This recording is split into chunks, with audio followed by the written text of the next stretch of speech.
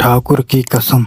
सूरज की पहली किरण जब पहाड़ियों के पीछे से निकलती, तब पूरे गांव पर सुनहरी रोशनी बिखर जाती। खेतों पर ओस की बूंदें मोतियों की तरह चमकती और दूर तक फैले आम के पेड़ों से पक्षियों की आवाज़ें गूंज उठती।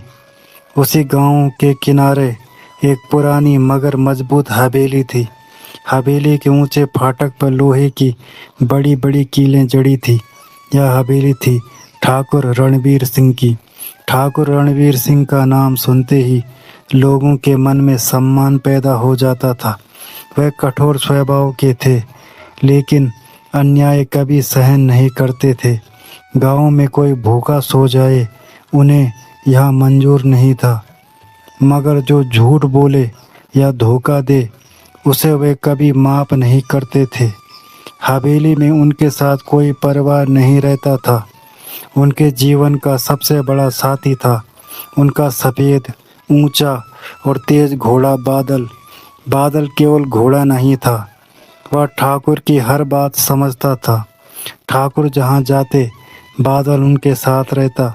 रात को भी यदि हवेली के बाहर कोई हलचल होती, तो सबसे पहले बादल ही हिना उठता।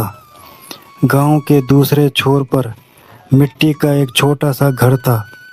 वहीं रहता था गोपाल और उसकी पत्नी जमुना। गोपाल मेहनती किसान था। उसकी थोड़ी सी ज़मीन थी, जिससे मुश्किल से घर चलता था।